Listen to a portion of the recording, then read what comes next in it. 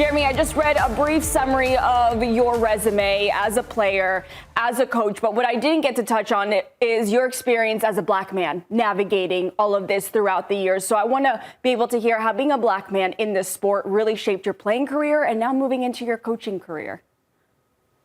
Yeah, well, first, good morning. I appreciate you guys having me on the show. Yeah, it was crazy. I think for me as a kid, you don't really realize that, I was the only black kid on my team growing up for a long time. And so whenever we did play against somebody and I saw another kid like me, it was always like, oh, what's up, bro? Like there are more out there. And so, yeah, man, like I've been blessed to be around really good people that shaped me, my parents, some really good teammates and coaches that helped me along the way. And then, as I progressed and got more in love with soccer and seeing guys like Roy Lassiter and Kobe Jones and some of these guys that, I got to grow up seeing in MLS. It was really cool to see that there was people like me playing the game at a high level. I'm really glad you mentioned Roy Lassiter because I was going to say coming up, I'm a couple of years older than you, but it was Roy Lassiter, Eddie Pope. Those were the guys I really, really looked to. But in the coaching ranks, as a black guy, we didn't have too many examples. When you were coming up and starting to think about becoming a manager as your playing career came about, who were the players or the managers you looked to, the black managers who really inspired you?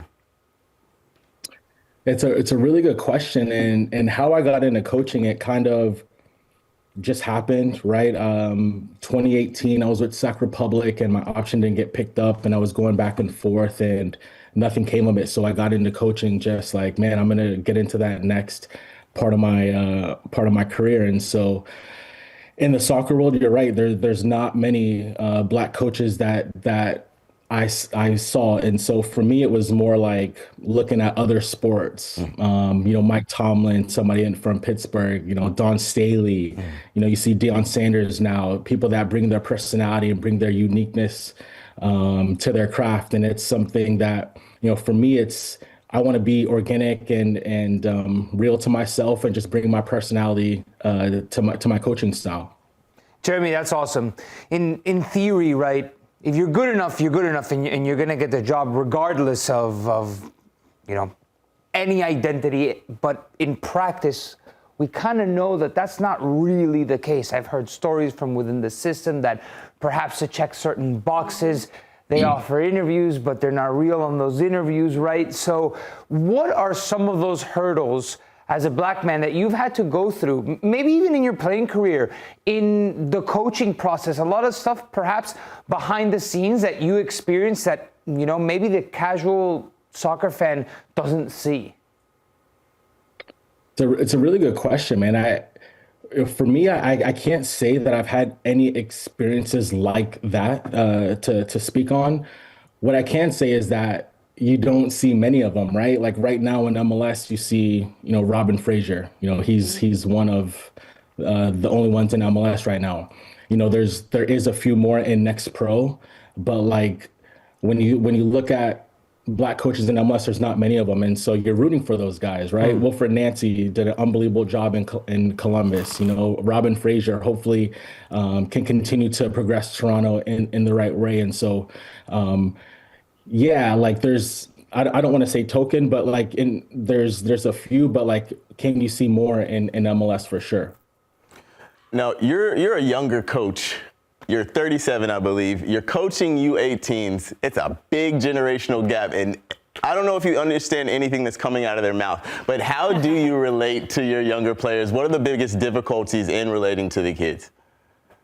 That's a man, like talk about the music, and I gotta sit next to these guys to understand. I go into the locker room and I don't know what's going on. But for me, it's just about creating those relationships off the field. And it's one of the things that I love is just to get to know the guys and their family and their background and who they are as a person, and to build that comfortability with the players for then me to be able to coach them in the right way. And so making those relationships organic, whether it's over a coffee, sitting down in the CAF. And so building those relationships is a huge part of it.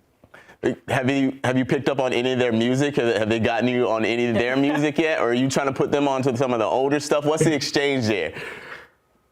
Yeah, I feel like I Shazam a few of the stuff on my phone.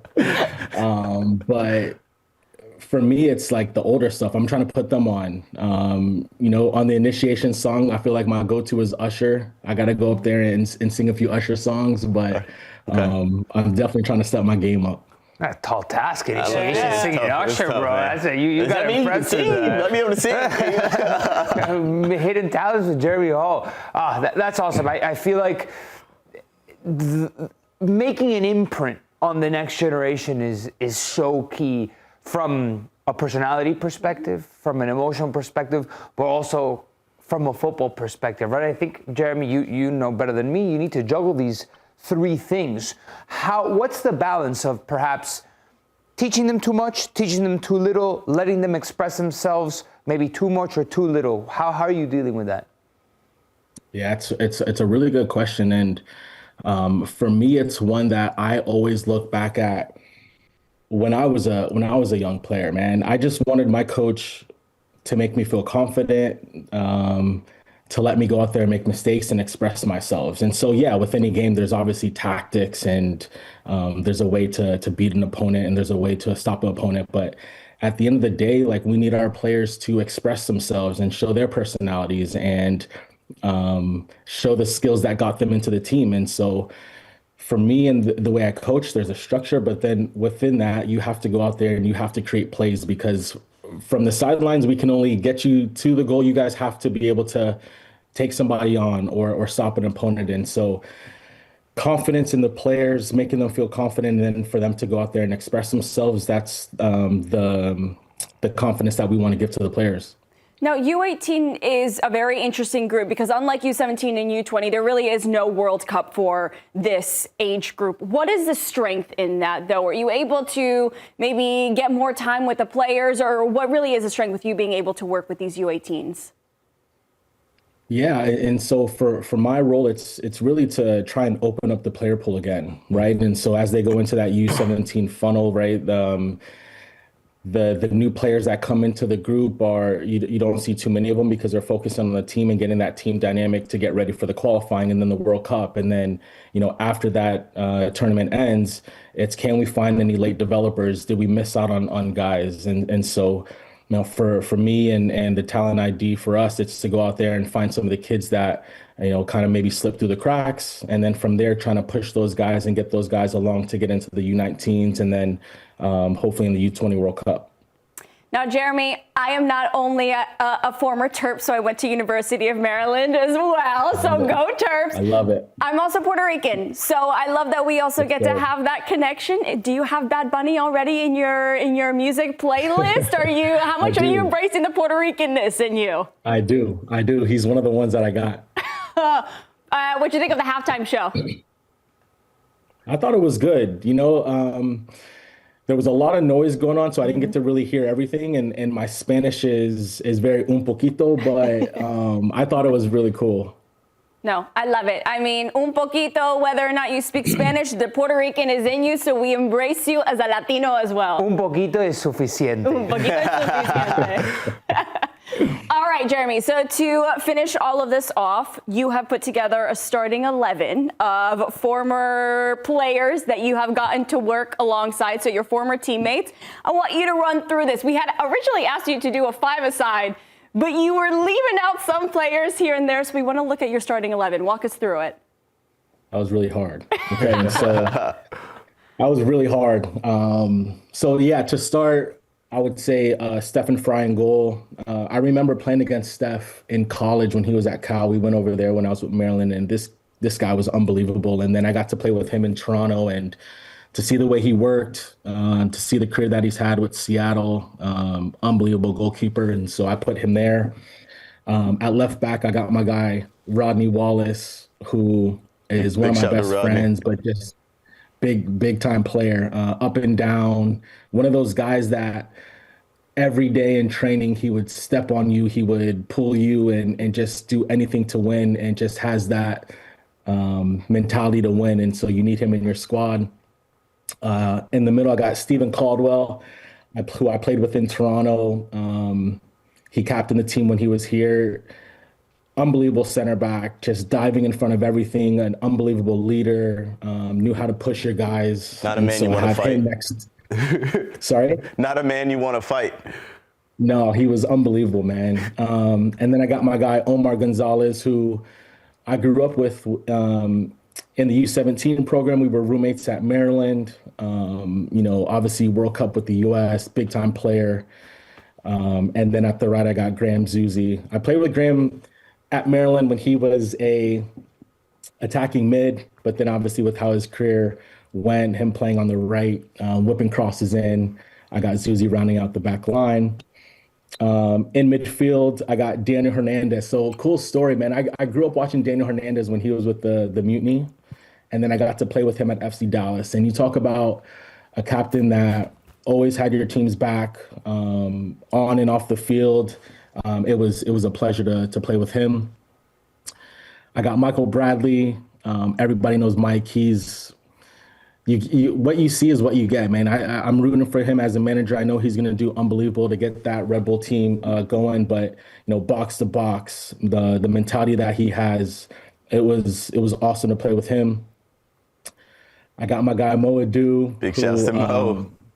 I love Mo. I don't get to speak to Mo much often because he's super busy and big time, but I played with him at Maryland. He was actually my barber at Maryland as well. He used to hook me up with some really good haircuts as well. I love that. That's a great little piece of info. Yeah.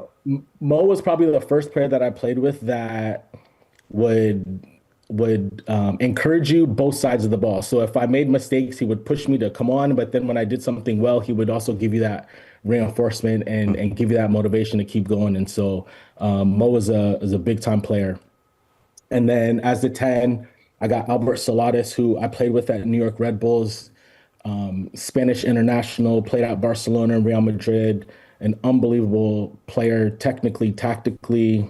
He's a big time coach now. And so that's the midfield. And then up top. You got a couple bums up top, huh? Yeah,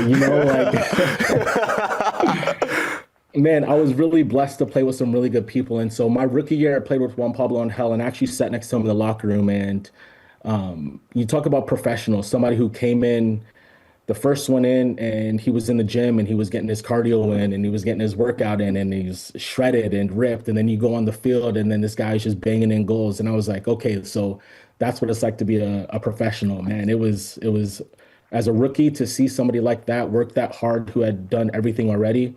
It was really special. And then last but not least, the man, Thierry Henry.